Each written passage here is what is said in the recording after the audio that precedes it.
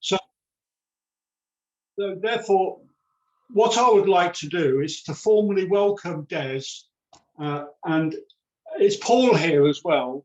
Paul Thomas, yeah, I see you in the Paul. So Paul and Des, what I'd like you to do is to say something about where the CWU's industrial action is currently. My reading is that currently you've suspended it because of legal action by the post office, but you're in the process of reballoting. But if you could say more about what your dispute's about and where you are with your dispute now, that would be fantastic. If I could invite Des first to unmute yourself and say a few words. Yeah, thank you, Paul, and my apologies to my colleague Paul Thomas in case I say too much and leave him very little to say. But in short, what I did sort of initially want to touch on is the fact that we have got numerous ballots for industrial action currently in place. Two of those in relation to Royal Mail Group, and that includes parcel force, drivers, delivery staff, indoor staff, parcel force. And we've also got a ballot for industrial action for our post office counters members. And for those, they would be the members who are currently in Kettering, at the Kettering post office, from a Northamtonshire perspective. And finally, last but not least, we've also got a ballot live for our cleaning and engineering members. So we've got a number of ballots that are currently ongoing and coming to the end of their lifespan. And as you know, with the Trade Union Act legislation, after 6 months we have to reballot. So we're currently going through that reballot process, and though that ballot for Royal Mail Group will close on the 16th of February, and we'll then know where we are in terms of the second reballot. But a brief sort of overview of why we're striking is they imposed a 2% pay rise in a cost of living crisis where inflation is 10% and or more, even at the time when they imposed it in July. Also, where we are is they are ripping up our terms and conditions. They want to bring people in on annualised hours, later start times, longer delivery spans for our members who are already spending between 4 to 5 hours out on delivery, and a whole host of other horrible terms and conditions. They're looking for basically a gig economy style, and ultimately people with a lot of service are people who know how to say no, and they don't like that. So currently the environment is pretty horrible, with over 200 members and representatives being suspended, and I've had 3 representatives in my branch that have been dismissed. So there's a whole host of other stuff that they're just basically trying to rip up. They're serving notice on all of our agreements that get in the way of what they want to do. And that is a sort of overview of what's been going on for the last sort of 6 months. And I'll stop there, or else I'll definitely be leaving Paul nothing to say. Thank you. Thank you very much, Des. Paul, did you want to add? If you need to unmute yourself.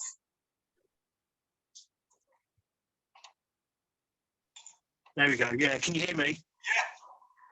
Yeah. Yeah, I mean, yeah, what Des has just said pretty much encapsulates, you know, what's been happening in the last sort of like 6 months. I've been in Royal Mail for 38 years, and this is the most ruthless management that they've had at Royal Mail in the whole of my 38 years. I mean, in some ways it's shocking, but in other ways it's not, because I think at the moment that the forces of neoliberalism are really strong at the moment, and these Royal Mail is just another example of that. You know, these people, they just move from company to company, they rip the guts out of it. You know, they they're just there to make sure that shareholders and the big institutions get their largest, share of the cake. Just crumbs left for the actual workers. There's no sort of like regard or loyalty to like a company like Royal Mail, which is a 500-year-old institution. I mean, it's just completely immoral, and it's disgusting, So yeah, I mean, we're at a really crucial point now with our reballot. So we need to get as high a percentage for the yes vote as what we did for the previous one like 6 months ago. It's really crucial. This ballot is so important, and if we get a really good massive yes vote, then I think we will get a fair and decent agreement with the company, but yeah, I mean, a lot of members have sacrificed a hell of a lot, but I just feel we've got so far now into this fight that, it's a case of like no surrender, basically. We just have to keep going, so yeah. Okay, anyway, I get a little bit passionate about it at times, once I get going. So. That's not a problem, Paul. We all get passionate. We need a bit of passion. So basically, you're awaiting the outcome of these ballots. Your disputes around pay and terms and conditions, and the management style, and the ruthlessness of management currently imposing terms with no negotiations with the unions. Yeah. And does that basically sum it up? What the dispute's about? Yeah. What sort of solidarity would you like to see from the wider trade union movement, the people of Northamptonshire? Well, I mean, for example, I think on March 11th, we've got the Northampton Trades Union Council, which is organising this march and rally. I mean, that's a way to actually like get the public as well on your side. The public can find out information more by these sort of like rallies. That builds solidarity with the public. Obviously, this march and rallies is open to all trade unions in Northampton and the sort of wider area. So, I mean, just getting out there, and taking what I call direct action, is what builds solidarity, and it's all good PR as well,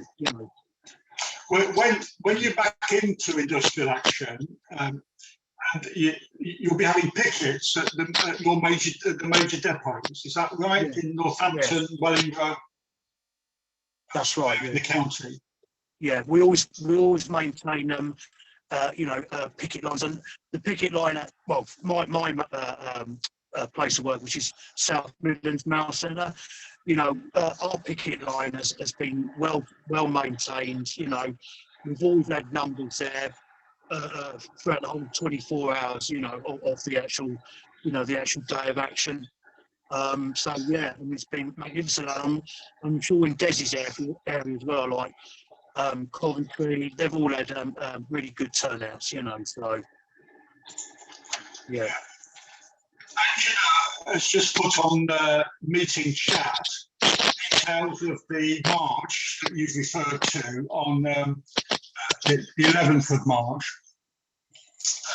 Angela, I think it'd be useful perhaps at this point if you said something about that. So Northampton Trades Union Council had a reformation meeting in the early part of January, and an interim committee was put in place. There was a strong demand at that meeting for a march to raise public awareness of the industrial action taking place around the town, but also wider than the town.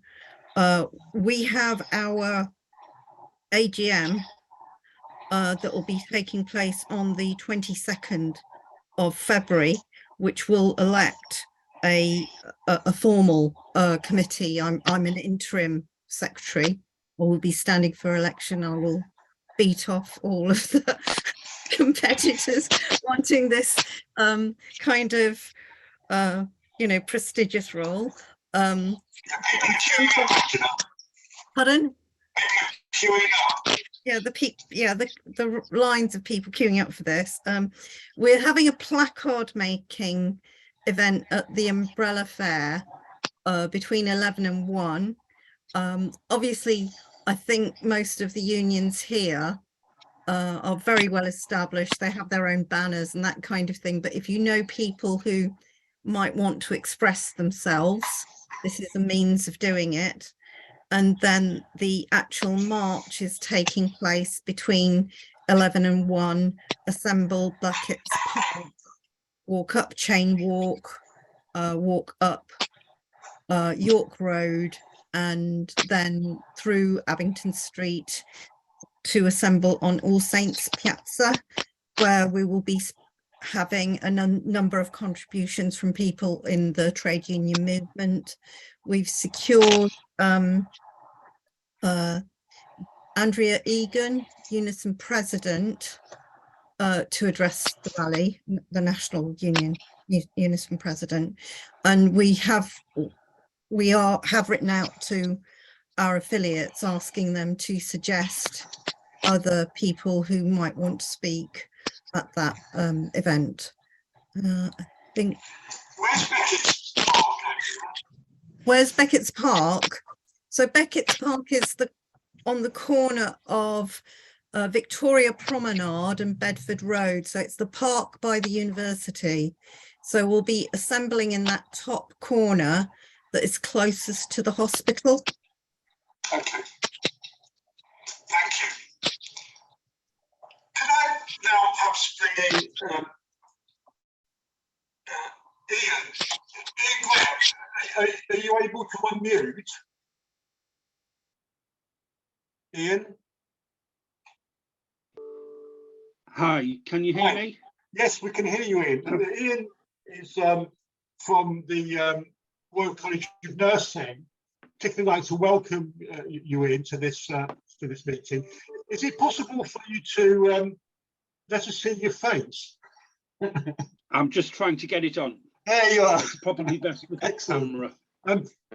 Would you like to say about the dispute that you're involved in, that the REC is in currently, and where we're at with it? When's the next lot of actions locally, and what the dispute's about, and how again we could build solidarity with you?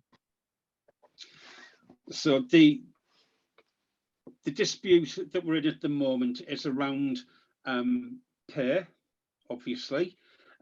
We've had 10 years of below inflation pay rises. So on average, a nurse's salary is 20% less than it was 10 years ago. And if we look at how much people are earning, they're having to work 5 days now to get the same that they would have got in 4 days 10 years ago.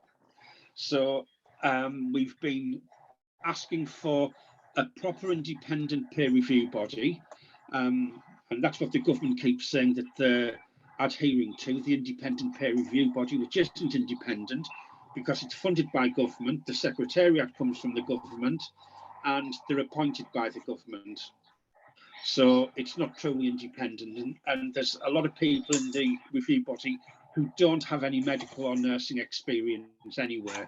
There's people who've worked in banking and in, I think it's either Mars or Cadbury's, so they really don't know what the current struggles are for nursing and other healthcare staff.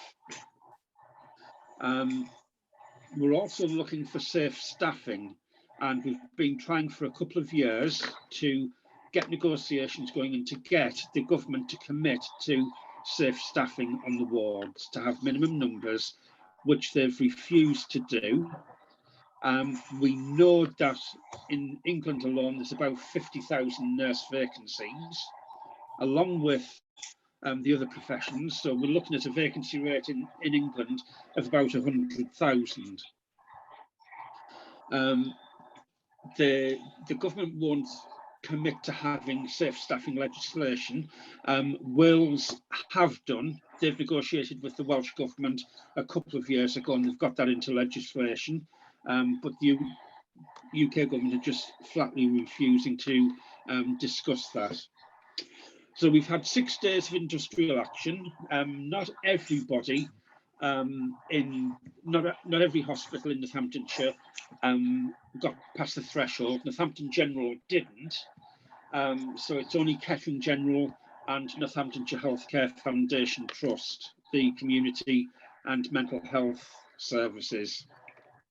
So there's been 6 days. We had 2 days in December for NHFT, and they were that was the first half of all of the trusts that got over the threshold. They only took 50% out in December. The remaining 50% went out in January on two days. And this month, this week, we've just had 2 days where we were concentrating on the acute trusts only, because the pressure is on from the government to reduce waiting lists, to get them down, to make sure operations aren't cancelled. So to try and have the impact to make the government listen, we stuck to just the acute areas. The government have refused point blank through all of the strikes. From when it was announced that we've passed the threshold for industrial action, they've refused to discuss pay for 2022-23. They are saying that they're sticking to the recommendation from the independent peer review body. So we'll talk. Sorry? So-called independent review body. The so-called independent peer review body, yeah. And they are willing to talk about the 23-24 pay award, which they have now backtracked on saying that it would be paid in April. They've now said that it might not be paid in April. So our pay award's due April, and for the last couple of years, we've had the pay award given in our pay September, October time. So that causes a lot of angst for people, especially in the current economic climate. We've got a number of staff in our trusts that are going to food banks, that are relying on payday loans, and that just increases the debt for people, and it's that vicious cycle. We've had good rapport with our trust directors. You know, they know it's not against the trust. They're trying their best to do what they can to support staff, but we're bound by the Agenda for Change terms and conditions, which were at least 15 years old now, and they need to be amended. Our governing body and our executive team, national executive team, are meeting either tomorrow or beginning of next week to decide on the next days of action. So we have no confirmed date at the moment. If the BMA get past the threshold, they've already said they're going to do a 72-hour strike, 3 consecutive days. And what I've said to our governing body is that we should join the BMA on those 3 days to have the biggest impact. We've been negotiating with our trust to do derogations to make sure that we've got safe staffing on the wards, but the government just see it as business as normal and are not coming back to the table to talk. So again, I think we need to look whether we continue with derogations going forward or whether we say there's no derogations and it's everybody out. Thank you. Well, thank you very much, Ian. So you're in a sense in a similar position to the postal workers, that you're fighting for terms and conditions and pay, standards of living for your members, and the future, in a sense, the future for the service, of the NHS itself, is seriously being threatened currently, and you're fighting to protect it.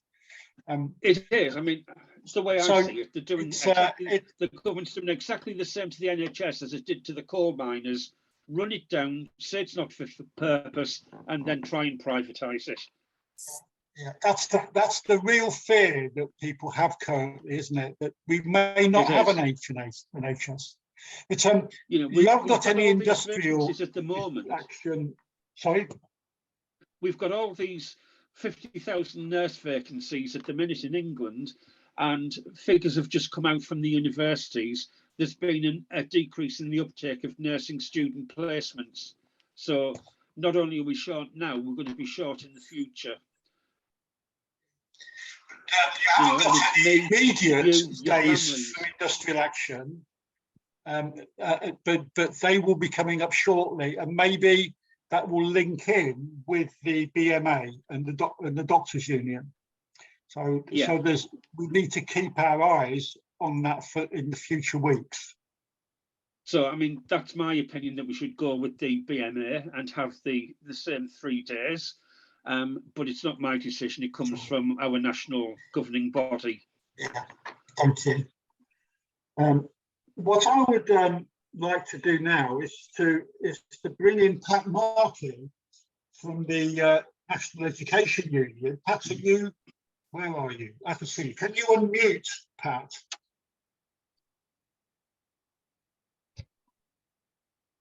Thanks, Paul. Good to be here tonight, and good to hear from a range of different trade unionists. So I'm a serving teacher and secretary of Northampton District, NEU. The interesting thing is our strike, positive strike ballot started, the process started almost a year ago. It was last year, our April annual conference, that the decision was taken to ballot for action over pay. The demand is for a fully funded inflation plus pay rise, and the key thing about the demand is that it's fully funded by the government, because otherwise what happens is that stretched school budgets, which are inadequate as they are, have to also take on board any increase in pay for staff. So if that's not fully funded by the government, a pay increase that is awarded or won would probably result in schools having to find cuts elsewhere. School resources already sort of pared down to the bone anyway. So what tends to happen in this case, in a situation where schools have to find more money, is that support staff jobs tend to be axed, which obviously is a problem, a major issue for the support staff. It doesn't mean that the work goes. The work is then taken up by those remaining. So it's a serious issue around the pay rise being fully funded. So the process started at our conference last April. We voted to take strike action for a fully funded inflation plus pay rise. It's taken. We had an indicative ballot which was positive, and then it's taken. We had quite an extended formal balloting period because of the postal workers dispute. I mean, it was good, but then led to a longer balloting period to allow for that, and the result of which was so getting over the thresholds for teachers in England and teachers and support staff in Wales. Unfortunately, in England, the support staff members just failed by a couple of percentage points, I think it was, to meet the thresholds. The anti-union thresholds, as everybody knows, are a major stumbling block, and do work for the Tories. So we had a first day of strike action on the 1st of February. It was a bit of an unknown as to what the response would be.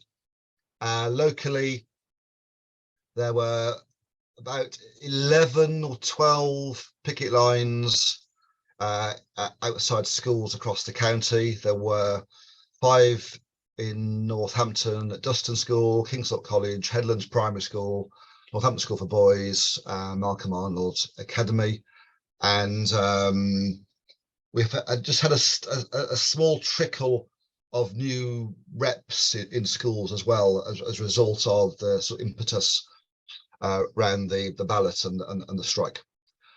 Also on the 1st of February, we had a lunchtime strike rally. Again, you know, almost a bit of unknown who's going to turn up. I haven't had a final count, but I think there were over 200 at the Northampton Working Men's Club and Sheep Street, sort of standing room only, really. And it was really good to have obviously some representatives from the NEU speaking, but also brothers and sisters from ASLEF and the University of Northampton UCU branch. So it was a good event. Moving forward, there's the next strike day is the 1st of March, which is a regional strike day. We think we're going to try and encourage picket lines again, and there's a regional events in Leicester and in Nottingham, which we're hoping to take people to. Then, as was already mentioned, Saturday the 11th of March, there's the sort of local trades council march and rally in Northampton, and then our next calendared strike days are the 15th and 16th of March. And on the 15th of March, which is coinciding with Budget Day, there's a national rally in London, national march and rally, which again hoping to take people to. So that's it in a nutshell. I think the issues for the NEU are not dissimilar to other unions in terms of the sort of strategy. It appears to be the case that, assuming there's been no sort of offer made in terms of an improved pay rise to our members, which I'm not expecting, to be honest, the decision on what happens after the 15th and 16th of March at the moment appears to be taken at the NEU conference in early April. So, which is, and I'll sort of finish on this point, which is all very well. However, I think with all these situations, sometimes there's a case of momentum and, you know, building on confidence. So I suppose, you know, my point of view, it's only my point of view, is that the union really ought to announce further strike days in the run up to the 15th and 16th of March, and not put things on hold after those 2 dates, and therefore wait until after the conference in April. I think there's a danger of losing momentum, people going, well, you know, what's happening, and that sort of thing. So you know, we're faced with potentially difficult decisions to make in terms of what our members are prepared to do after the 15th and 16th March strike days, and whether they're prepared to up the ante and you know, take further strike action. And you know, I think it will require an escalation, because that appears to be where there's been successes, where there's been escalated strike action.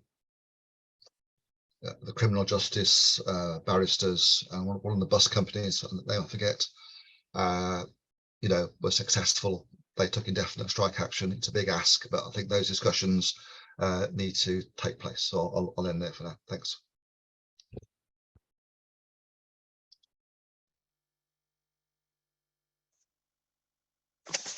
Hi, my apologies. I've got to leave now because I have to drive to Sutton in Ashfield, Lee 30p Anderson's constituency. So wish me luck.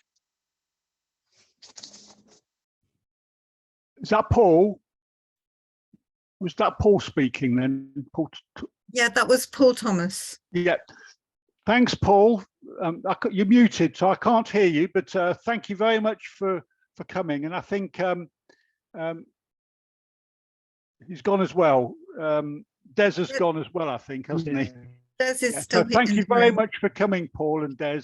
And Yeah, oh, there you are, Des. I couldn't see you on the screen. Yeah, I've got to write to Leanne to wish me luck. Okay, Right, great. I'm cheers. sure we'll see you again in the not too distant future. Thank you very much for coming tonight. Yeah. I've got a little bit more time, so I'm going to stay on for a little while. 22nd, yeah. Okay. Okay, Thank Des. you. Yeah, that's good. You can stay as long as you like. Just if you want to go, just sign off. Yeah.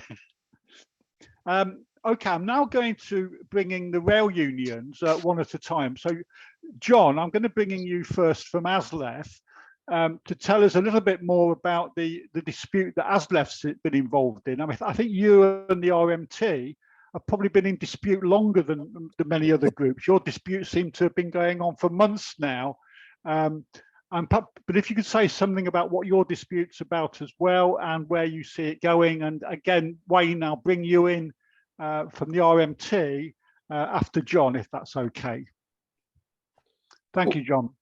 Thank you very much for having me. Yes, we're about 7 months into our dispute currently. As ASLEF, we locally, West Midlands Trains went into dispute in July last year, was when we had our first strike dates based on a breakdown of pay talks from April 2022. Our dispute is again pay related. We've not had a pay rise since 2019. Obviously through the pandemic, we worked like everyone else here. During the pandemic, there wasn't really any talk regarding pay due to the state of the industry at that time. Coming out of 2021 into 2022, where the service was getting back to normal, 2022 pay talks took place and we were not given an offer. Therefore, we were balloted for industrial action. The first operator to go into dispute at the time was Greater Anglia. They went into dispute in the May time due to the anniversary of their pay negotiations. Ourselves and a number of other operators joined them in disputes around the July time last year. We were also followed by East Midlands Railway, who operate through Kettle at the back end of last year, and Thameslink, who operate local services from Bedford through London later than them as well, who've also joined us at our last couple of strike dates. We were reballoted the back end of last year, around November time, partly to put us all on the same date, and I also believe to avoid the dates for the postal strike so we could get our ballot back early. Also allowed our executive committee to have a standard anniversary date for our ballot, obviously being up every 6 months. What was noticeable was that even though our first ballot had a strong result, the second ballot came back as the actual stronger result across the board, across the country, everywhere. The return rate went up and the votes in favour of strike action also went up. We did get a pay offer at the start of this year. The way it was released was via the Daily Mail and Sun. It wasn't actually put to our executive committee or general secretary. It was released after office hours on a Friday afternoon. And the result of that pay offer, it was rejected outright based on the way it was released and the state of it, with a number of terms and conditions changes in it, things like Sundays, committed Sundays, which we currently don't have, changes to the way that training is done to reduce training time, and also the idea of bringing us more into sort of along the lines of the airline industry, more of a pay-to-play aspect, where you would get a qualification as a train driver. Qualification is only valid in one job, and it would also exclude, of course, a lot of people from being able to even afford to attempt to become train drivers. The result of the pay offer being put out in the way it was that the membership seems to have got more enamoured for the action we have taken, are more on board with the action we've taken, and having conversations locally with members who were maybe not for strike action previously. The way the offer was put out has definitely got their backs up and has made them more supportive of our action. We've had a couple meetings with the Rail Minister. I believe we've had 2 so far this year, one last week, and we have another one planned in for next week. That's our Executive Committee and General Secretary. The first meeting they had this year was to discuss the state of the offer and the way it was put out, and to inform them that we have a framework agreement as to how offers are released, and that is the way that we shall work going forward. We haven't received a further offer at present. From speaking to our members on our executive committee and at district council, the anticipation for us is that the industrial action will go on for the next 12 to 18 months, and we don't see a massively improved offer coming towards us in that time. And planning has been in place from the start that this action would go on effectively until at least summer recess next year, Parliament, when we're looking towards a general election.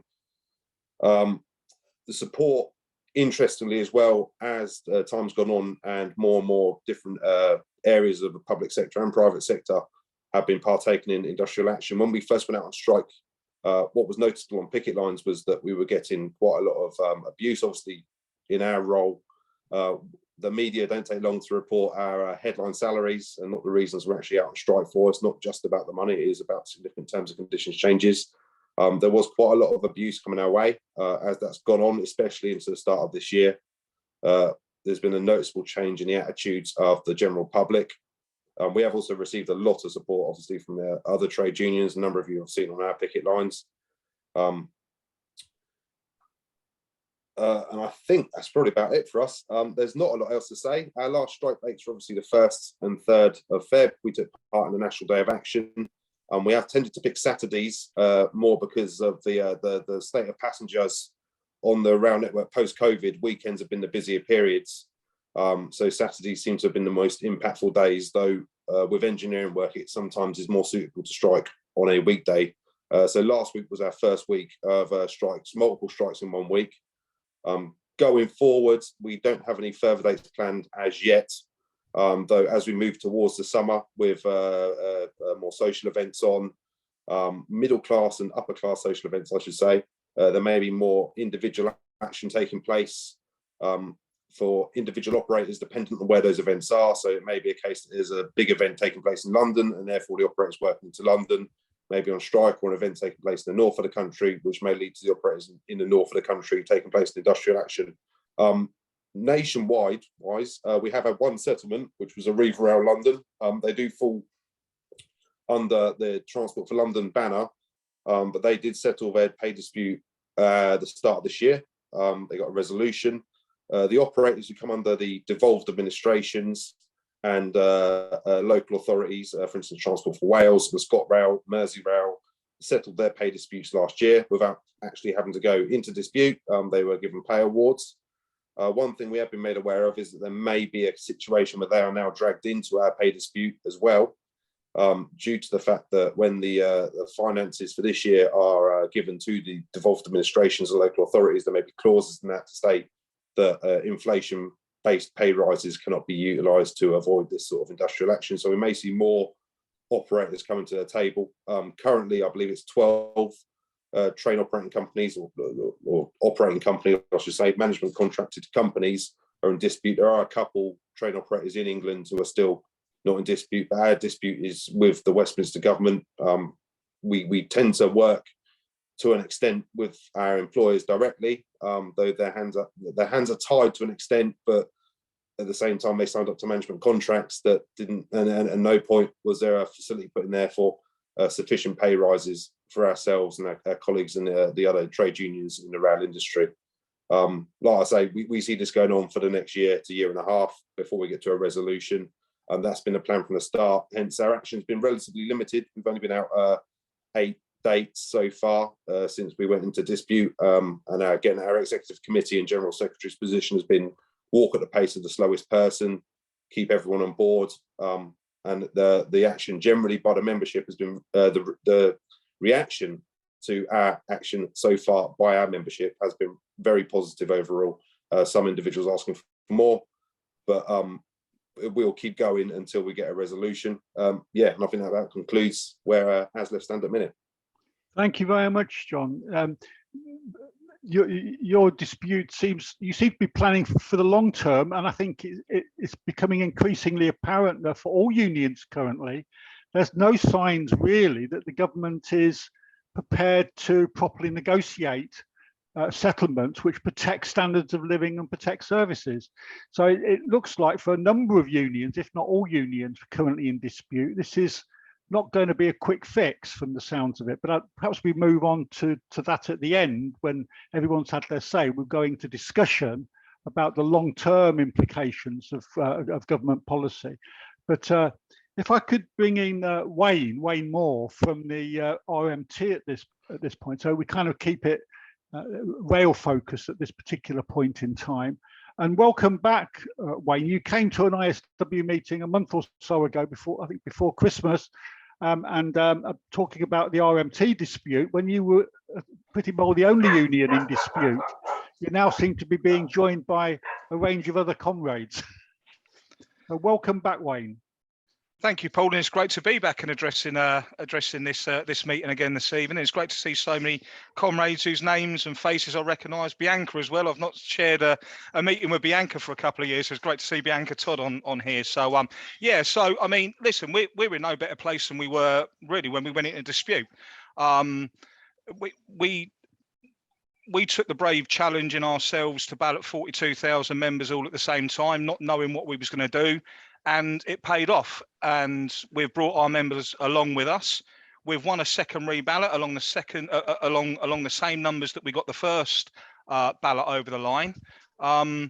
We have finally got we had a document put to us on Network Rail, which was just totally unacceptable a few months back, which we rejected outright.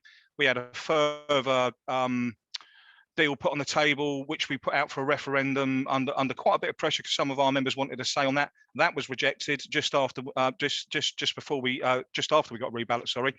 And we've finally, after laying down intensive industrial action over the Christmas period, a little bit too intensive for some of our members, I will say, by the way. But we finally got a deal on the table from the RDG, or should I say number 10 or number 11 Downing Street, because be under no illusions that these disputes here on the railway are being run directly by central government. And that is the common theme when we've heard from our comrades in other trade unions, from the RCN, from education. The common denominator here is this rotten Tory government. And we're not going to get settlements until we get rid of this rotten government, by the way. And the only way we're going to do that is by uniting as trade unions and uniting as a working class and doing what we can to remove them. But they're not going to go without bleeding every single penny they can and awarding as many dodgy contracts as they can to their friends. So what we did was we got this document from the RDG, 38 wonderful pages of "you're finished" is how I could probably describe it. If the pay award wasn't insulting enough with a 5% this year and a 4% next year, and I will say that is the highlight of that deal, by the way, the 37 pages after that, which was just about stripping every term and condition that we have fought for years and years and years on the railway, removing everything. This has gone beyond now just a fight on pay and minimalising redundancies and so on and so forth. This has gone to the fight of our lives in the RMT. The job cuts that are going to take place on Network Rail will go at the minute. It will go from a regular inspection base to a risk-based inspection regime. So if a set of points hasn't failed for several weeks, they will just keep ignoring them until they finally fail, and then they will go out and look at it. And our Orange Army, by the way, that do a fantastic job, that are on the tracks as we speak right at this moment, are the ones that are bearing the brunt. So that 5% and that 4% are paid for by the staff cuts. They are paid for by making thousands, and I'm talking thousands of people, if not getting close to 10,000 people, made redundant, not just in Network Rail, but the closure of every single booking office in this country. And they can say it will be down to each individual train operating company, but we already know that they will have a mandate from this government direct from number 10 and number 11. The document that was put in front of us, and we've been discussing it today, again, I've rushed out of London, we've been in talk since 10 o'clock this morning as a National Executive Committee, talking about our way forward. That was sanctioned himself by Rishi Sunak. That has, he sanctioned, and Andy Meadows and Steve Montgomery told us this has come at the approval of Rishi Sunak. Okay, so they can deny it all they want. Harper and people like that can say there's no government involvement, but when it's sanctioned by the Prime Minister, I'd say there's a little bit of government involvement there. They're lying to our faces. what we did when we got the deal on the table was we put it out for consultation with our branches, and we asked all of our branches, regional councils, our company councils, our full-time officers to feedback the feeling of our membership. And we, even today, we were still getting resolutions in. I think when I left the building this afternoon, we'd had in excess of 60 branch resolutions telling us, you know, members' feelings. And I think that's a better way of doing it than going to a referendum, because you're not just getting a yes or a no accept. You're being told why people don't want to accept it, if that makes sense. And I think it's been a much better way of dealing with it. We were hoping to make a decision on that today, but we've got so much information, not just on what the members want to do, and it's very clear what the members want us to do with this deal, by the way. It's no secret that it's a stinker, and that would be Turkeys voting for Christmas, but it's the next steps. And John there said that, you know, ASLEF are planning for the long run. We're already looking at ballot number 3, because we don't believe that there's a settlement in sight. What they could do is go to an extreme now in collapsing the RDG and taking that to 14 train operating companies, and then into Network Rail in our maintenance and our ops division, which does create a bit of a headache for us. And I think that that's possibly the way out that the government would look at in trying to negotiate it locally. But it will turn into a bit of a spider's web and a bit of a nightmare, because at the minute we're coordinating it along the lines of the 14 train operating companies and the 2 strands in Network Rail. The deal is an absolute shocker. And our colleague, by the way, from the RCN said the RCN turned around and said they've been asking for years for minimum staffing levels in hospitals. And the only way the Tories are going to bring in minimum staffing levels in hospitals is on strike dates. They don't want to do it every single day of the week when we want minimum staffing levels in hospitals, when we want minimum staffing levels in our schools, but they're going to force us to make people cross picket lines with these minimum service level bill that's going through Parliament at the minute. And if you look at that, there's actually no percentages on there with what a minimum service will be. So if you take, for instance, any of my colleagues that are working on a ferry, for that ferry to sail safely, it needs 100% of the staff on board. Therefore, our members there could vote unanimously for strike action, but every single one of them has got to cross the picket line, and that boat's still got to sail, because the minimum service levels would say that they need the people on board. So I think we know where we're going with this. And if these bills, this and obviously the protesting bill, if these were being proposed in any other country, we'd be throwing our hands up in the air now and going, this is an absolute attack on our civil rights and our human rights. But we're not. We're proposing it in this country. So as an RMT, it's been great to see so many trade unions now taking action, so many falling in behind. This is a working class fight now. This isn't just a trade union fight. And when we take our picket lines, as John said, we're not getting abuse on the picket lines. People are coming along to us and saying, if you get a victory in your trade union, I've got a chance of getting a victory down the local McDonald's. I've got a chance of getting a victory in my office workplace, because people have had enough. And we're seeing more and more people joining the trade union movement. The NEU, didn't they put on 20 or 30,000 members or something as soon as they took industrial? It's absolutely crazy. But there is a war going on here, and it is a war, as someone quite rightly said, it's going back to the miners. This government is taking on the trade unions, and they want to crack the trade unions, and it is a war on trade unions, and we can't let that happen, because we saw what happened with the miners, and then we saw what the fallout for the decades after that. Well, this is the fight back from the fight of the miners, if you know what I mean. And we've got to unite as a trade union movement, and we've got to unite as a working class, and we've got to do everything to run these shysters out of Parliament, by the way, because they're not going to go with their own accord. So as an RMT, we're in it for the long run. We will carry on going as long as our members continue to back our industrial action, as long as they continue to vote for industrial action. And what I will say is the document that they put in front of us has angered a lot of even our moderate members that were like, well, you know, we'll just sit in the background. They have had enough. They've seen now in black and white what this government want to do to our industry, and it will lead to a much less safe railway for us to work on, but for you guys to travel on as well.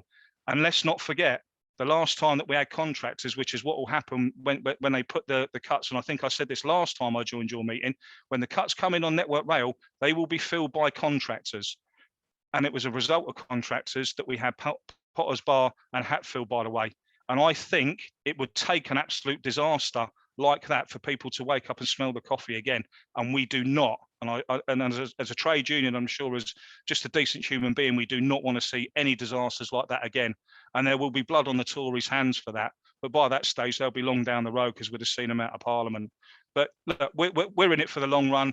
We offer full solidarity to every trade union taking strike action, and we offer full solidarity to every trade union that are considering taking strike action. And if there's anything the RMT can do to assist anyone, you've only got to let us know.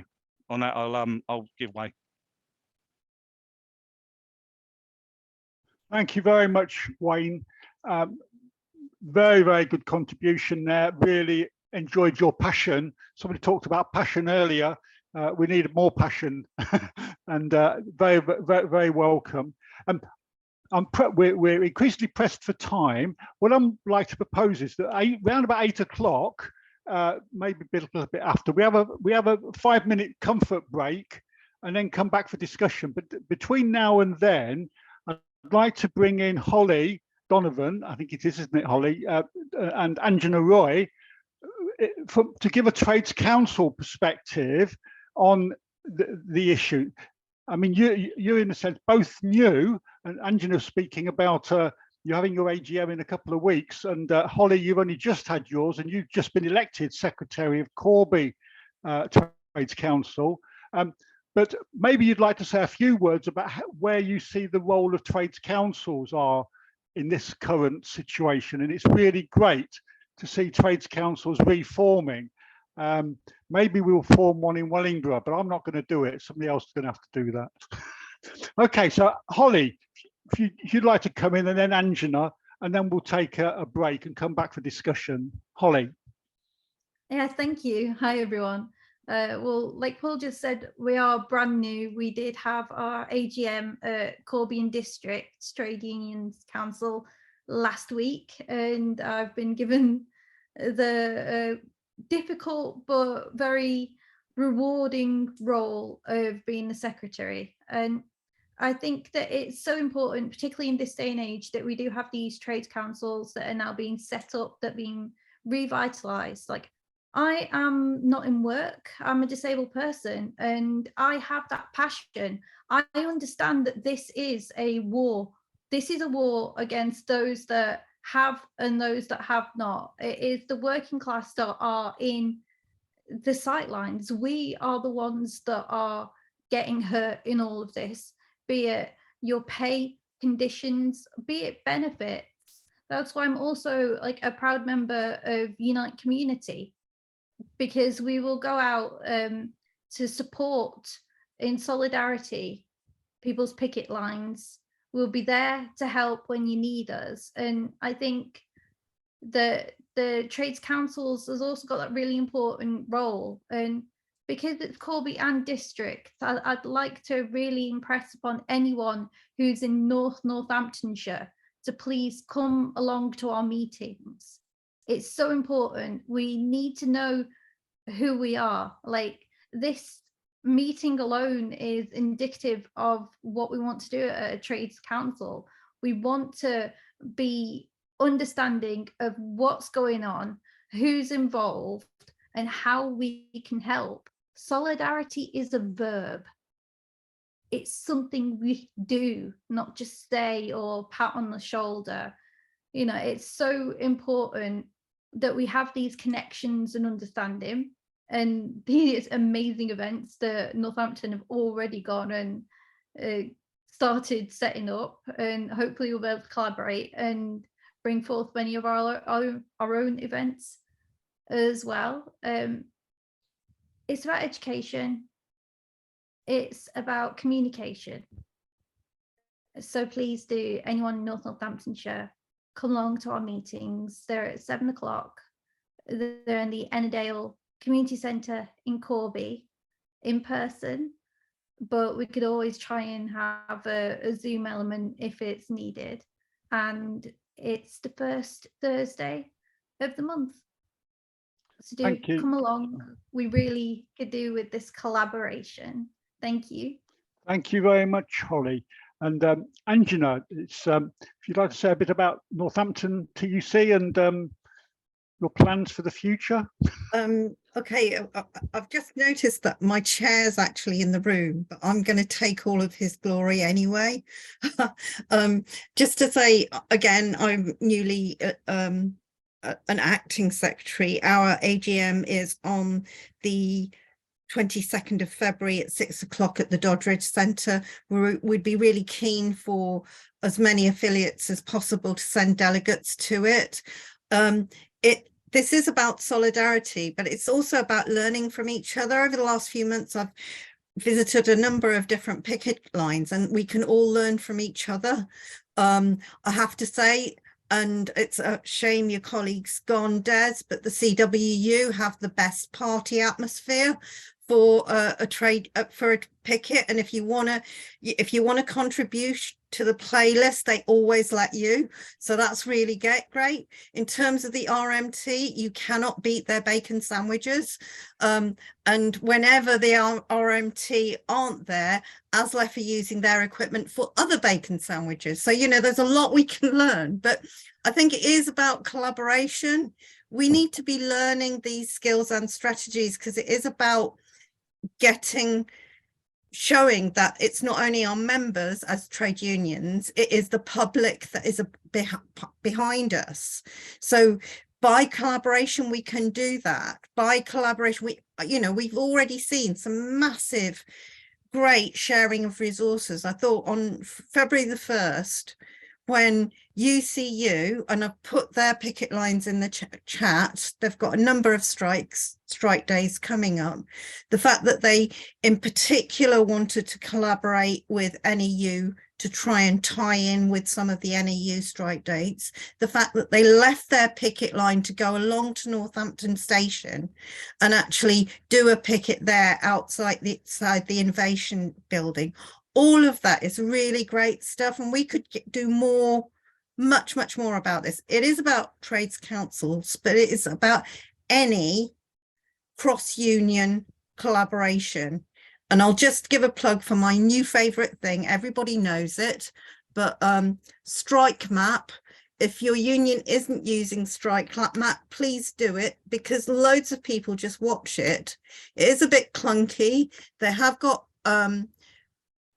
plans in place to make it a bit more user-friendly, and particularly to see whether people can search on the town they live in rather than the postcode. So that's all I've got to say. And again, come along to our AGM if you are an affiliate, and if you're not an affiliate, please affiliate. Thank you, Anjona, and thanks also for referencing the strike action by the University College Union. Unfortunately, they couldn't send a representative to tonight's meeting, but Sonia Andermahr, who's the UCU rep at the University of Northampton, sends her greetings and best wishes for the meeting. So thanks for that, Anjona. And also, I would like to give apologies from Sarah Oakes, who's a GMB representative from West Northants Council, who also was planning to come tonight, but unfortunately, tonight clashed with the meeting which she'd got to attend. So apologies from her as well, the GMB union, which of course is, although she's from West Northants Council, GMB are in dispute, I think now around representing ambulance drivers. And so they're also a major player in increasingly in industrial disputes within the health service. But they're not here this evening, but sent apologies. On that note, I'd like to suggest that we take a 5-minute break so that people can have a drink, go to the loo or what have you. So if we come back at just before 10 past 8, and we can perhaps take some of the themes that are emerging from the contributions, the excellent contributions we've had this evening, to discuss a way forward, with the view of finishing the meeting between 8:30 and 9, when it naturally comes to, perhaps begins to wind down. But latest 9 o'clock, we'll wind up the meeting. Does that seem okay? Could you indicate whether you're okay with that? Excellent. Thank you very much, everybody. So if we come back just before 8:10. And you can leave everything on and just move away from your screen and what have you, which is what I'm going to do now.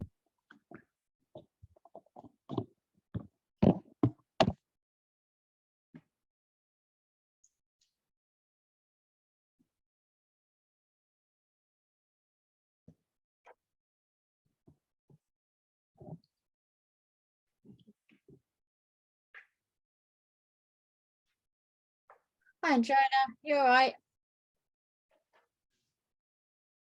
Just trying to respond to the ICN question. Anjona, are you happy to chair the second half? Yeah, whatever that may mean, sure. I mean, I could let you know when people, well, when people indicate they want to speak, I'll let you know. You can see on the participant screen, and I'll notify them. Okay, For you, if all right. that's okay. All right. I mean, just chairing a discussion now, really.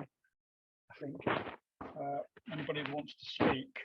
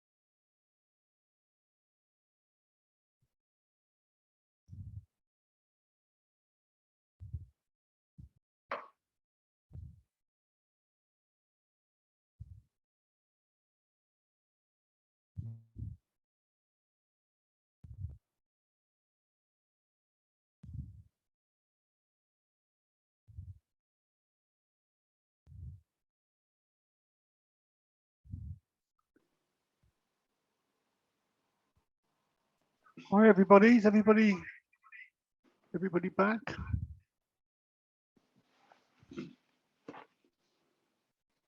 Can you hear me, Anjona? Yeah, I can hear you. Really, my sound's really weird. Yeah, I think you hear it worse than other people are hearing it. I think it sounds weird. Sounds really echoey. Oh, Sorry? okay. I said, I think Brilliant. it sounds wonderful. Yeah, I think it sounds really echoey and strange. But you're still lovely. Thank you, Bianca. Was it?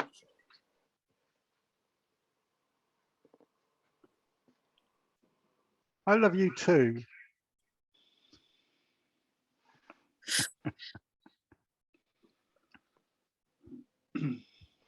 Okay, Angela, I'm going to, at this point, hand over to my co-host, Anjona Roy, who's going to take us into this second part of the discussion. I mean, if I could just say, Anjona, that perhaps one of the things we could spend a little bit of time on at the beginning is how we can mobilise for this March protest. It seems to me that putting aside each individual dispute that's going on, mobilising collectively for that Northampton Trades Council's protest seems to be a major opportunity to bring everybody together. I don't know how people feel, but I think we have to make that a real success and a real show of strength for a united trade union movement. But I'll hand over to you, Anjona, to chair the discussion.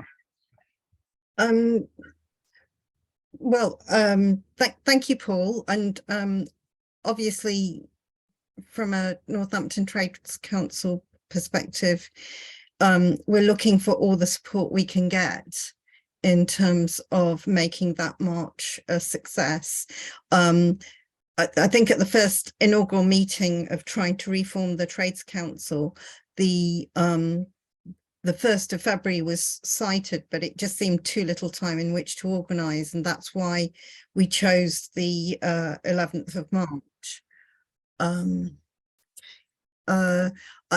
don't know whether there are any kind of particular opinions. I don't know whether Holly wanted to come in, particularly as I know Holly has been asking about what the provisions might be for people with mobility needs and low mobility or disability, and you know, the importance of making sure that we have events like this accessible for anyone. I mean, Holly, did you want to just say something about that? Well, it's just important for any kind of event or meetup to bear in mind accessibility. When it comes down to it, it is about mobilising everyone. And with disabled people being about a quarter of the population, that's a large amount of people that are there that are more than willing to come out and support, as long as you make provision for them. And so in this regard for the Northampton one, instead of going and participating in what could be a rather large kind of march, we're just going to have an assembly point at the All Saints Church, where the main rally is going to be instead.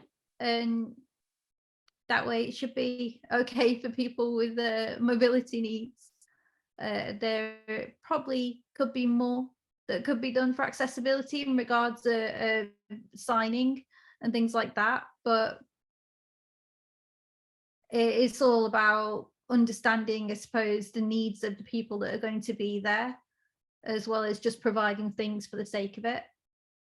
It's a very narrow line to walk and a difficult one, but as long as we all kind of do our best, that's all that really we can ask for.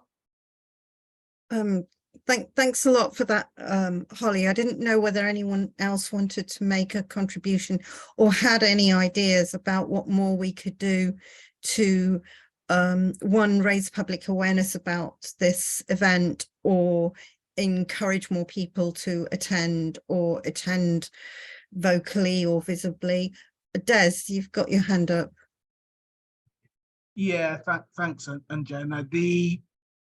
from a CWU perspective, we're going to look to try and get as many of our members there as we can. It is a little bit unfortunate for our delivery membership because they will be out delivering on a Saturday unless they're on a day off or on annual leave.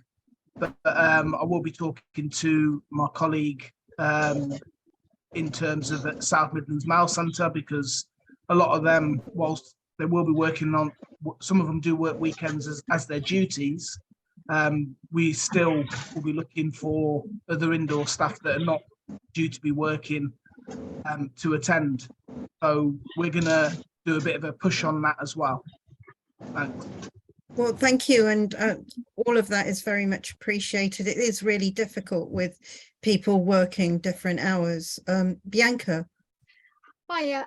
So as well as doing the Ron Todd Foundation, I run Community Courtyard, which is a youth-led hub in the town centre.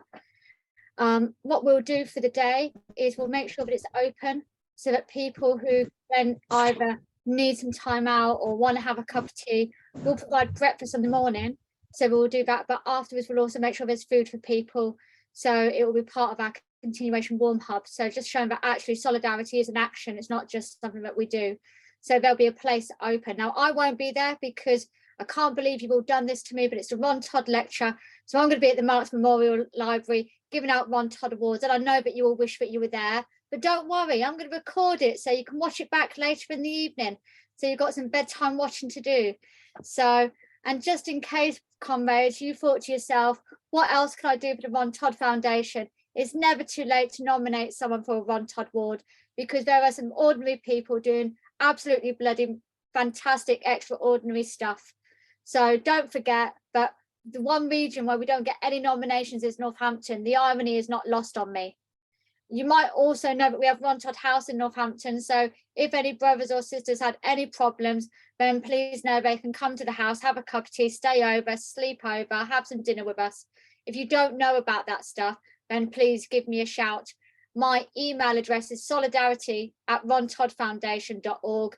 And every single one of your trade unions that are here tonight are affiliated nationally to my foundation. So it gives you an excuse to have a cup of tea and a natter with us. But we'll make sure that the yard is open. There's pool tables, there's gaming stuff. It's completely accessible.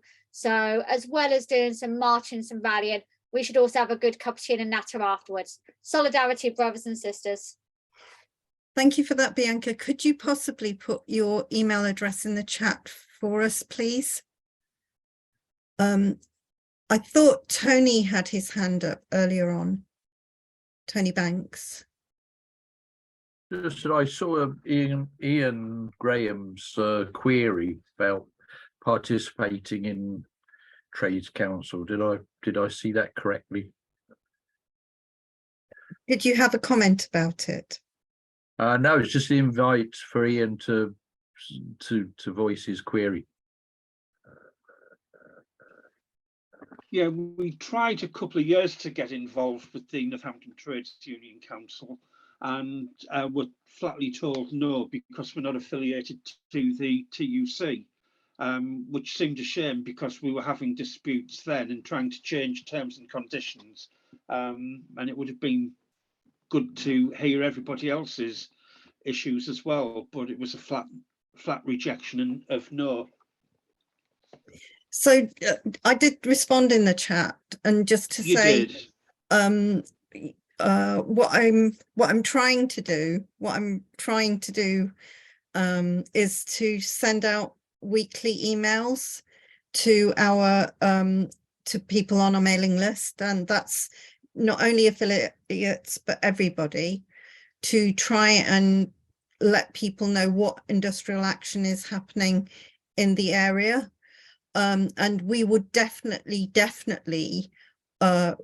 really love to make sure that we are promoting the RCN industrial action, regardless of whether affiliation is there or not, because I think RCN industrial action is a cornerstone for protecting the NHS, and without an NHS, you know, trade unionists would have a much worse life in terms of keeping well and that kind of thing. So whatever happened a few years ago, I think we're in a different time now.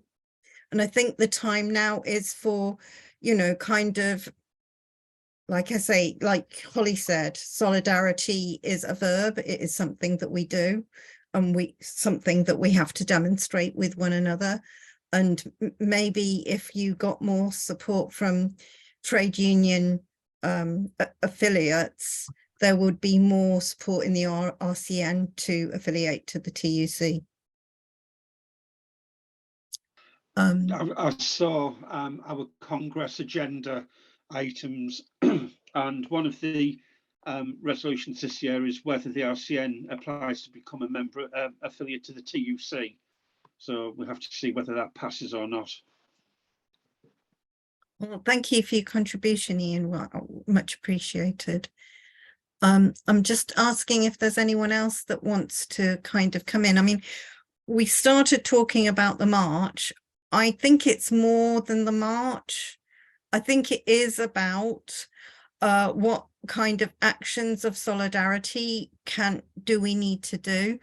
I know that I know our chair, Northampton TUC acting chair, is here, Graham Croucher, and we do have some plans for after the march, and I don't know whether you wanted to come in on that, Graham. Thanks, Angela. I'm just trying to get my head around this Zoom on the mobile phone, and I may have to go at a moment's notice, so I'll try and be quick because I'm at work. So we're planning to follow up the march. It's important to follow up the march with some other action, we believe. So on the 22nd of April, is that correct, Anjona? Yep. Yeah. At the Donovan Centre, we're going to have this as an organised here networking event for trade union branches and community campaigning community groups to meet up, talk to other comrades, other unions, maybe a couple of workshops on how to organise, how to campaign, or whatever people want to do. And we'll have some speakers, and it's very fluid at the moment in the early stages of putting together. But if you've got any ideas, you want to be part of that, if you want to put on a workshop of any description, please get in touch with Anjona or myself, and we can start bringing it together. But yeah, we're looking for that sort of probably for about 11 till 2 o'clock on Saturday the 22nd of April. Great stuff, Graham. And I think with all unions, this is about generating more activists, generating more stewards, generating more reps, and all of that takes work.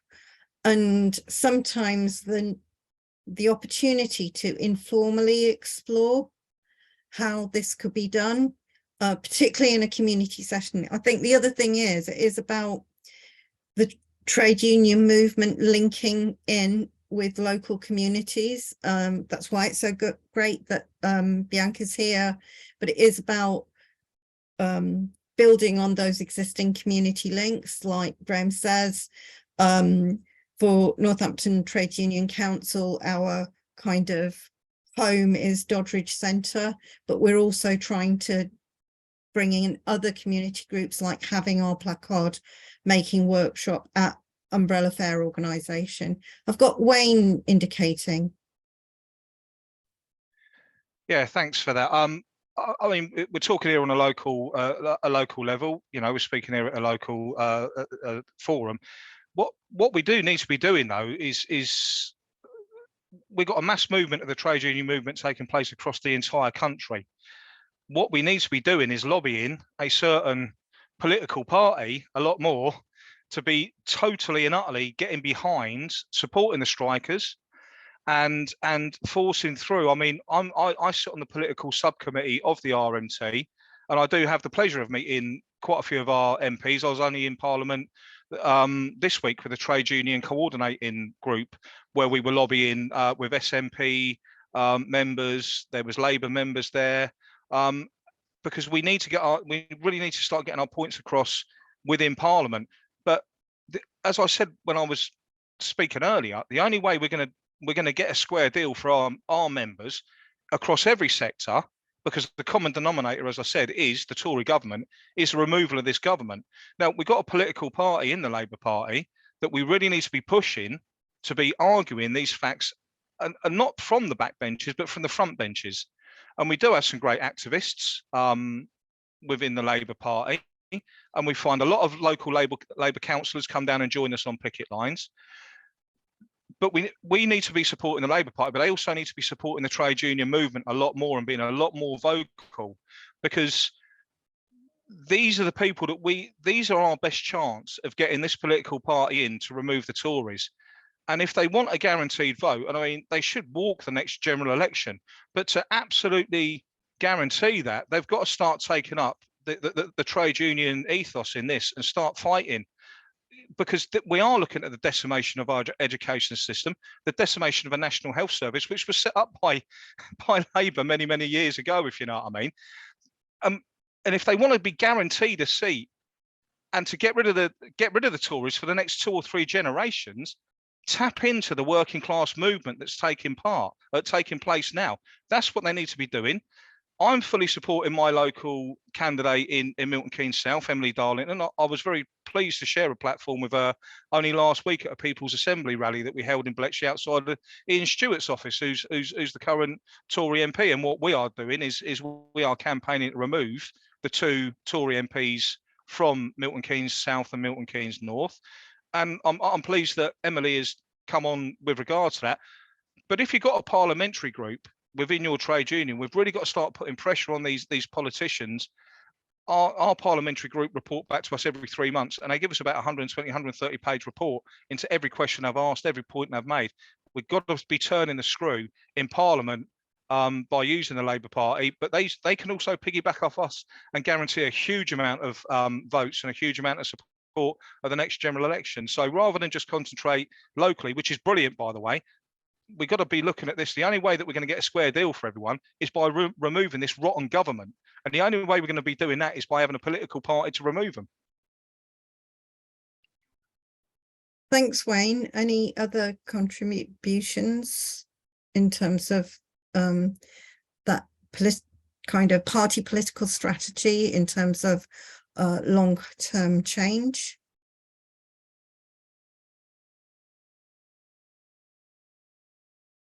Okay, I've got Frank and then Bianca again. Frank, you're on mute.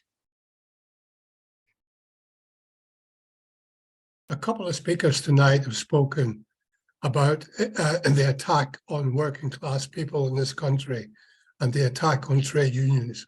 If that is the actual case, and the Tories are deliberately singling us out so that they can shift wealth from us to the 1%, then surely it's up to the trade union movement to get together to see how they can counteract that.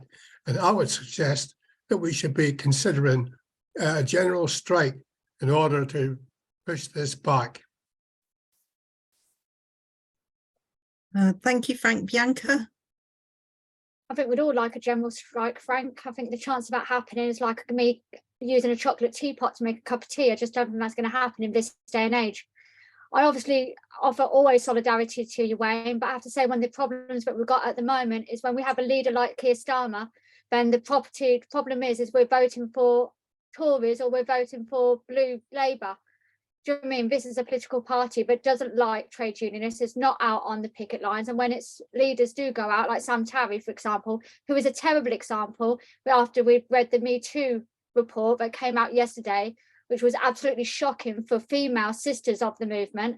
Do you mean we've learned more than ever that sisters of the movement are not feeling safe, but are really struggling? Do you mean I can't believe that what I was reading about Manuel Cortez, and that's not an isolated incident, that's across the movement. We've got some real serious work to do. And I think one of the things that we have to do is look at how we can get ordinary people involved. Because one of the things that I'm really excited is that I see a lot of familiar faces. And I hear that you said, Wayne, I haven't seen you for a couple of years.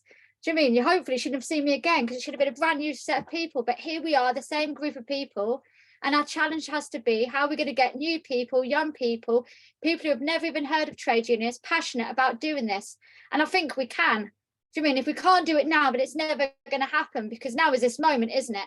We're all pissed off, we're all angry, we're all starving, we're all hungry, we're all cold, we're all in it together, literally, for the first time in ages. It's more than a soundbite, it's actually real. So I think there's lots of things. I think we need to be doing what you're saying, the lobbying, and maybe we can make some postcards up and actually give them out to people in the town centre, get them to write their name and address it immediately so we can actually hand it into our politicians there and then. We've got to make people realise that their behaviour or their actual inaction has kind of potential to change the world.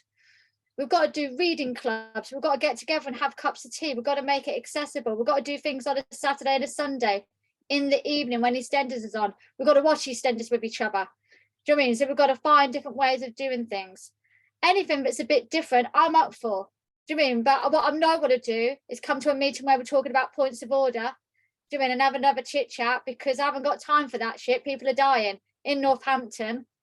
Do you know what I mean? But one of the things that I think is quite exciting is if people come to Ron Todd House from all across the country, yeah, there's something about Northampton that's particularly awesome.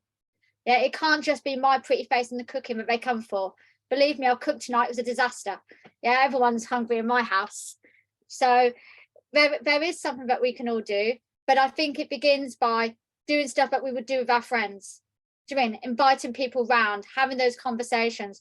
We need to have a big people's picnic, a big table out in the town centre where we offer food and just sit down and chat as ordinary people, face to face. And we need to move about a lot more. We can't just stay at the Dodgeridge Centre. We can't stay at the yard. We've got to be moving every single time so that people don't feel like they've got an excuse not to come. Okay, I love you all because you're great, but I'm actually sodding off now, which is the best thing you've all heard, isn't it? Because otherwise I'll go on forever. So I'm opting out, and I'm going to do the second round of tea making here at Ron Todd House. We've got about 32 people here tonight. So solidarity, brothers and sisters. If I don't see you soon, I'll see you on the picket line. If I don't see you there, I'll see you somewhere. Look after yourselves. Stay safe. I've got Graham indicating to speak. Thanks, Anjona. Yeah, I just want to come back to a bit on what Wayne says and what Bianca said there. But as an excluded member, I can speak more freely these days about the state of the Labour Party, which I'm quite pleased to do. But yeah, look, I mean, I think the reason why Labour are doing so well in the polls is because the Tories are so shit, so corrupt. It's obvious, and more people becoming politicised now on the strength of that. It's nothing to do what Keir Starmer's doing, because nobody knows what they're about. I mean, in recent days, I don't know whether it's the press are not picking up what they're saying, or I don't know where to find what they're saying. I've not seen anything what they're saying in response to recent events. So they're anonymous, but they need to find a voice that we found out, and people will continue to not vote. And a no vote, as we know, is a vote for the Tories, for the incumbents. So we need to engage with people. The Labour Party need to engage with trade unionists, because as we all know, and it's been said many times by many speakers, that trade unionists are the public. They are the people. And that's becoming, you know, that we spoke at the teachers rally the other week in Northampton, and it's quite clear that these are ordinary people. We are ordinary people with concerns, with worries, and we want a future. People are waking up now to think that actually it's good, it's okay to say that. And the Labour Party is in danger of missing that if they don't engage. And they need to pick a lane, and they need to be on the right side of that lane. Yeah, you know, they cannot fail to score in a general election next year if it comes. But I just worry what's going to happen when they get in there, because they don't appear to have a decent fiscal policy, because as we know, at the heart of everything, economics drives everything. And we cannot be wedded to austerity any longer. And we all know the damage that's done over the last 12 years. So a Labour Party abandons austerity would be a start, and a Labour Party that's proud to stand with working people would be a start. There's much work to do. There's some notable examples still in the Labour Party, we know that, and locally. But I can count on, well, not on one hand, the councillors have been down to our picket lines. And I've been very vocal about that. I've complained about that. I've been very loud, but still they don't come. So And, you know, that's all right. They can go online there on their social media and wave and be supportive, but where it counts is standing with people shoulder to shoulder outside on the picket lines, at the community hall, and being seen and engaging. So lots of work to be done for the Labour Party. Yes, it's the only game in town if you want to drive the Tories out. That's where it is, you know. Nothing else is going to cut the mustard. So we have to get behind it, put a peg on our noses and drive it out. And hopefully that things will change for the better in terms of where they do to support ordinary working people. So, but I just want to pick up on what Bianca said about reaching out, and partly of that networking event is reaching out to people, because I was going to say, look, we go to the marches and All Saints Church will be speaking to the converted, but it's beyond the confines of that piazza. We need the message to go. The people walking by the shop, you know, there's still a lot of people to be politicised, and we need to reach out. We need to engage them and say, look, it's fine. It's fine to feel like this. Come and join us. So we do need to think about more ways to engage with the ordinary public, the people who are not in trade unions. We need to get them into trade unions. And as for a general strike, well, look, you know, not everybody's in a trade union, so they're not going to come out and strike, are they? Because they'll get the sack. So a general strike is way off the thing. You know, if all the trade unions came out, that's partly a general strike. And the rail unions, we can stop the country, we can slow the country down. But to get a general strike, that's not going to happen, sadly. So thank you for that, Graham. I've got three people indicating to speak, and I'm calling them in this order. So first Pat, then Wayne, then Paul. Thanks, Anjona. So it's possible to have a discussion, isn't it, about how rubbish the leadership of the Labour Party is, but like, well, it's not a surprising discussion to have, is it, from avowed socialists? I'll declare bizarrely I'm still a member of the Labour Party, but I think, like, from my point of view, it's about how we're going to win. From my point of view, our strike in the NEU, because we'll either won or lost by the next general election. And I don't know, you know, I can't speak for anybody else, but you know, right until the ballot result was declared, I was going, you know, fingers crossed. I'm hoping we get across the line, but I don't know. And you know, and the NEU did. It didn't in England. It didn't, narrowly didn't with support staff members, but it did with teacher members. And it did in Wales with teacher members and support staff members. It got through those high thresholds. So, you know, my concern is less about general election in however many years' time, less about agreeing with how crap the leadership of the Labour Party is, and more about how we're going to win our dispute. Now, I think you know, in terms of what people have said, I think I'm in a minority here. I hope I'm wrong. I hope I'm wrong, and I'll be the first one to put my hand up if I am wrong. I don't think, from the NEU's point of view, we can win if our union just continues with a couple of days here, a couple of days there, a day here and a day there. I think very soon our members will be going, well, this isn't getting us anywhere. Where's the strategy to win this? And the strategy to win this, which is to have more concerted strike action over a long period of time, is a hard sell, because our members are starting from a position of a low level of confidence. That's not a surprise.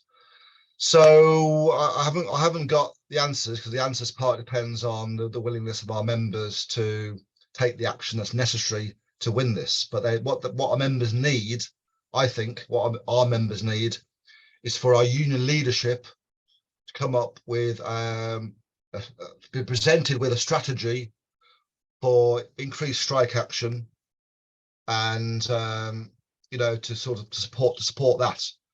And that'll be a test. Maybe they're not up for it. But I you know, I said I'll be the first one to come back here in a year or two's time and say I was wrong. I don't think we're going to win it in terms of the NEU.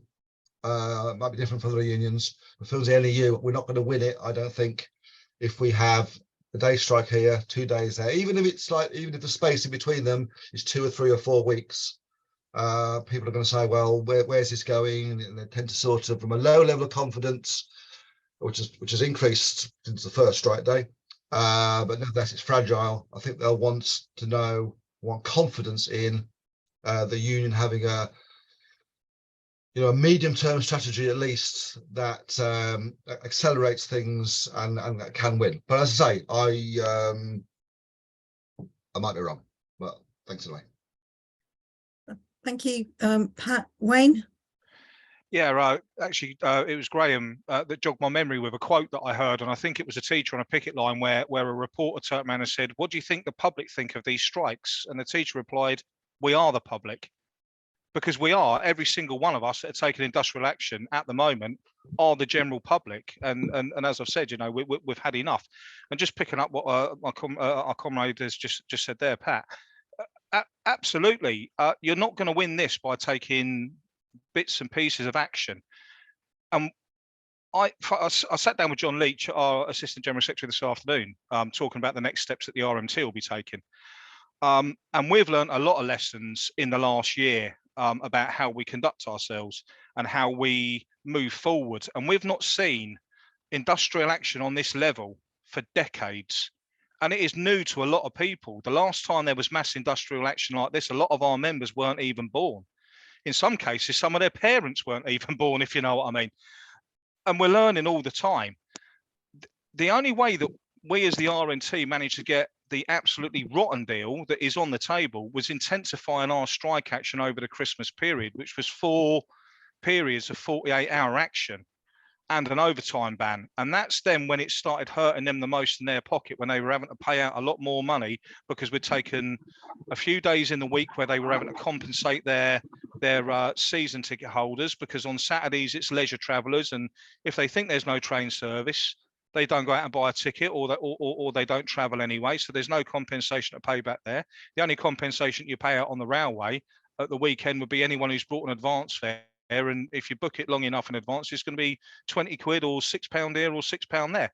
So the only way that we are going to win this is by intensifying industrial action. And there's unions that have just come into it now, that are obviously testing the water and seeing what their membership are willing to do. And I think John said earlier, you know, you can only walk as fast as your slowest member, if you know what I mean. And if your membership's not willing to back you, and it's a really difficult job. I sit on the national executive where we make these decisions, and they are some of the hardest decisions I have to make, because I have to sit there and weigh up. If I make a decision here today and my membership don't agree with that, they will cross a picket line and they'll go back to work. And they let us know when they're not happy, by the way, because for every meeting I do like this, which is a great meeting, which is really, really positive, I do 3 or 4 that can be really negative about a decision that we make in the boardroom. But we can only do that by speaking with our membership. And we've got a lot of people that are new to the trade union movement, and picking up on what Bianca said, it is old faces all the time. You go to the same meeting, you see the same people time and time again. I'm quite pleased that we've got a very active young members division of our union, and we're working on a plan at the minute about bringing more and more younger reps on board. We need to get away from the old white male dominated trade union movement that we had for years and years and years, and extend that. And by the way, that report that came out about Tessa yesterday said everything that is wrong about the trade union movement, by the way, because I read that last night, and as much as you know these type of things, I was absolutely astonished and that's only part of it, by the way, because there's a lot in that report, or there's a lot that's not in that report, if you know what I mean. But we're only going to win this by uniting. A general strike would be great. However, I know that my General Secretary, Mick Lynch, has spoken to other trade unions. There are other trade unions that don't want to take industrial action at the same time as us, which is disappointing, because we can't call a general strike, but we can coordinate strike action. And if we was able to do that, and you know, we was looking at things like the 15th of March is being muted. And I'm not saying that we're going to put industrial action on that day, or we're not going to put industrial action on that day, because we've not made a decision. However, we have had a trade union saying we've got a lot of people going to London on that day. If you put industrial action on, they can't get there. So as Graham said, when ASLEF or the RMT go out on strike, we shut the railway. But if other unions are out on strike and trying to coordinate big demonstrations, we then get slated for doing that because they can't travel there, if you know what I mean. I'd love to be a coach owner at the moment, because I'll be making an absolute fortune out of all this. But look, you know, it would be great to get a general strike. As Graham said, we're not going to get one because there's too many divisions within our own trade union movement, because everyone wants their little bit of media time now. And I'm glad that Mick's not on the TV every day, because it's great to just see him in the office and not get up in the morning and watch him on TV and then come home after spending all day in an office with him and watch him on the TV as well. And it's no disrespect to Mick, because he is a lovely bloke. So if any of you report back to him, please make sure that he knows that I've got a lot of respect for him. But yeah, look, we've got to unite as a trade union movement, and we've got to come up with some sort of coordinated action, even if we don't all go out on the same day. Take different days and start bringing the country to a stand for a week, 2 weeks at a time. Thank you very much for that, Wayne. And so, Paul, do you want to kind of come in?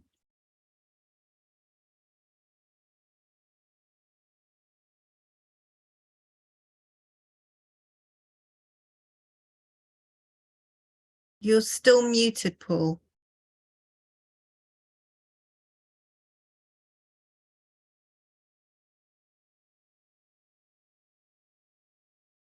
That's it. I'm unmuted now. No, I'm not. Am I muted? You are unmuted. On my picture, it says I'm still. But there are two of you. That's the phone, isn't it? Yeah. Well, I think we're coming to the end of the meeting. I noticed that there's nobody else that's got their hand up, so I was just going to kind of. I think. Paul, do you want to just? I think we do have one other contributor who hasn't spoken before. Okay. So we've got Sean Kettle. Sean. Sorry, I didn't see. Unite the Union. If we take Sean now, and then if I kind of perhaps draw it to a conclusion, because we're now at 10 to 9. Okay, thanks, Anjona, and thanks for you and Paul for organising this meeting. It's been some great contributions. I just thought it's worth reminding ourselves why we find ourselves in the situation we all trade union members and trade unions in general are, as a result of basically 20 years of wage suppression, 20 years of deliberate wage suppression in my view, and I don't think it was any coincidence that you've seen deliberate wage suppression and the rise of payday loans, and also the rise of easy access to debt. I go into workplaces where people are on minimum wage and I say to them, how do you survive on this? How do you survive on this money?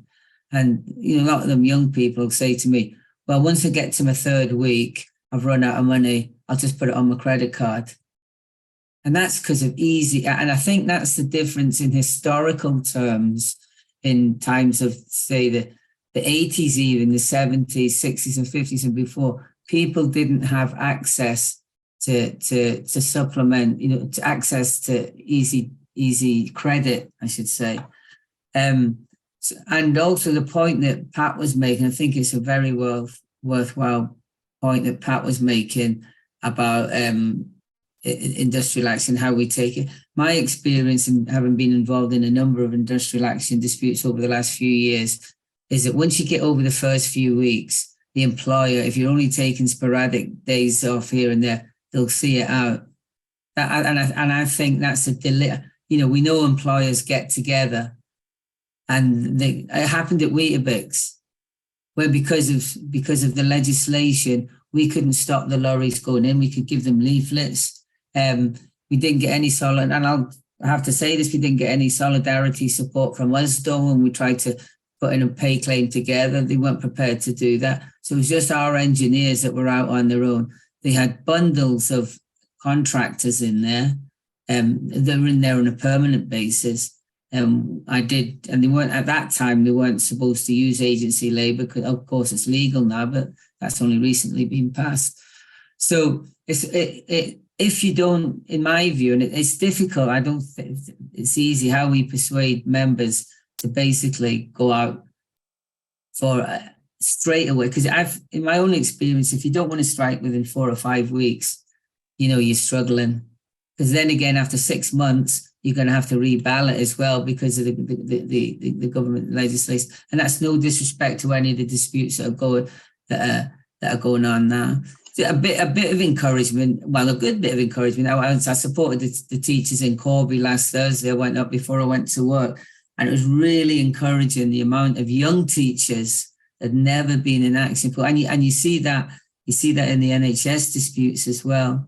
Just one point on the NHS disputes, I'm sure people here realise it. There's absolutely no wage negotiations go on in the NHS. There's no annual pay negotiations that happen.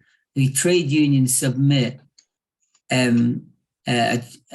submissions to the pay review body, and then the pay review body take on board what the government say, and then they make the decision on what the pay deals. They recommend the pay deal to the government. So it's a corrupt system within the NHS, because there's no pay negotiations take place whatsoever. You're never sitting across the table from the employer. So that really needs to be addressed by the health unions. There's been a bit of talk tonight, and I'll finish on this, is about minimum service levels. Absolutely disgraceful. And I was reading the other day, believe this or not, that Mussolini, head of the Italian fascist combat party in 1919, was, before he came to power in 1922, was advocating minimum service levels. He says, we don't mind people going on strike, but it shouldn't interfere with production. It's exactly what the Tories are saying now. Mussolini said that in 1919 about minimum service levels, and I'll leave it there. Thanks for the meeting. Thank you, Sean, for your contribution. Paul, do you want to just round it all off? Just to say, is there anybody else that wants to that finally wants to speak, or should I just go into?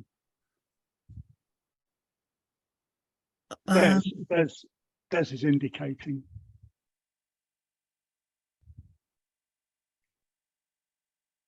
Yeah, apologies. I'll just jump in with reactions. Just briefly, because obviously I did say a bit at the start, and really I just wanted to sort of give a bit of a view, because ultimately, comrade here from the RMT, they've been at this for longer than we have as the CWU in terms of this current round of industrial action, and it's hard. People are hurting, and ultimately the employer's attack mode is to push back and give you something worse than they originally gave you, to almost punish you for how dare you stand up. The reality is this, and ultimately what is coming forward is more and more people are sitting there and looking at what is actually going on. And I think that probably one of the key turning points was when people sort of sat there and said, we're all hurting, but this government just wants to give more money to people who have already got enough money. And their ideology is, if we give up, or if they give in, then their position is that they're going to end up having to give a deal to everybody that deserves and should be getting a deal. And that's why we've got to stick in there. We've got to keep going. And it's not easy, but you can't have a government that can sit there and say, yes, it's okay to give and I'm not saying that they shouldn't have done it, because the reality is they should have done it, because they've attacked people on benefits for many, many years, but they can't have a double standard that sits there and says, we're going to give inflation for people who are on benefits, and it's not enough, by the way, nowhere near. But, we've got every single person probably on this call and in life owes a debt of gratitude to the NHS and to teachers and to all the other public sector workers who've been fighting hard to keep them safe throughout everything that's gone on over the last few years. And I just think it's a slap in the face that the public, because, you know, over many years, postal workers have had a number of strikes and some of them have been unpopular. But in real terms, at this current point in time, people are demonstrating their support and demonstrating that we need to win. And the key thing is, we just need to keep going until we get there, because this rotten government will end up having to go. And they come, they go. And we're the common denominator, the public, the people who run the public services. And, you know, we're all also arguing about getting Royal Mail brought back into public hands, because there has been a select committee meeting, and that was pretty shameful for the CEOs, to the point that they've been recalled. And I think on the 22nd of February at 2:15, they will be recalled and re-grilled about the lies that they've told. So that's the sort of message that I want to give to people. Yes, it's hard. Yes, it's difficult, but we have to keep going because they want us to give in. Thank you. Thanks a lot, Des. And there's some real kind of strong, hard truths in what you've said. I'm just going to pass over to Paul. Okay, thanks. Thanks, Anjona. Could I just say, what? I don't know why my sound is my sound still problematic? I never thought it was that problematic. We can hear you. Can you hear me now? Yes. Okay. I just want to formally, on behalf of ISW, thank everybody for coming to tonight's meeting. I think it's been really excellent. I haven't been to a meeting for a long while with this range of trade unions, and it reflects the fact that we are coming together. We do share, as people have pointed out, common enemy now in the attacks on wages, the attacks on public services in particular, and the attacks on the working class of this country. Things are changing. We're coming together, and the public, as people have referred to, are now very firmly behind the strikes, particularly the health service ones, but also the postal workers, the railway workers, the teachers' unions. I think people are behind the strikes now like never before, and we need to keep the momentum going. Now, that means there's a responsibility on people that are not on strike to support those that are.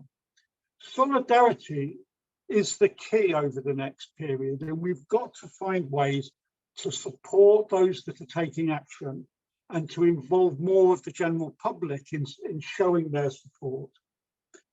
That means, I think, that, for example, Pat's still here, we need to find a way to engage with parents to support teachers. And I think that there's the willingness that we need to find ways somehow to involve parents in showing their support. I don't know how we do it, but we need to find ways to do it. How do we find ways to involve people who support the action, but are not themselves directly involved in it? And that's a challenge. I think the role for the emerging new trades councils is really important. We need to find ways to strengthen them. And that means that unions need to join them if they're not already affiliated. At a local level to affiliate as well. So it's not just a county-wide organ, but also if there's unions in Corby, they affiliate to Corby Trades Council, they affiliate to Northampton Trades Council. And finally, we need to, I think, support that demo in March the 11th. We need to make that a big demonstration for Northampton and for Northamptonshire. And that's that will be a real launch pad for further action as we go into March, April, May, and even some people are anticipating into next year. So I hope that that adequately summarises things, but thank you again to everybody who's attended, and thank you in particular, Anjona, for helping to joint host this meeting. And what I'd like to suggest is, as well, is if people are willing, the mailing list for this meeting was about 50 people. And those that have been to the meeting that are still here, I'd like to continue that list going so that we can contact people potentially for future meetings. But if you know of people that want to be added to the mailing list, let me know. And that means that this mailing list can be hopefully used to help the trades councils and to help ourselves mobilise more people and bring us together. And we may meet again in a month or so's time to reassess where we're going across the whole of the county. So on that note, I think we should close the meeting. And again, thank you very much, and thanks everyone for coming. Thank you. Thank you very much. Solidarity. Yeah, thanks everyone. Solidarity. Solidarity. Solidarity.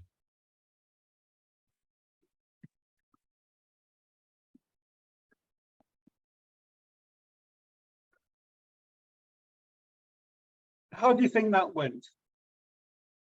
I thought it went very well. Solidarity. I'm just going to stop it recording. Stop.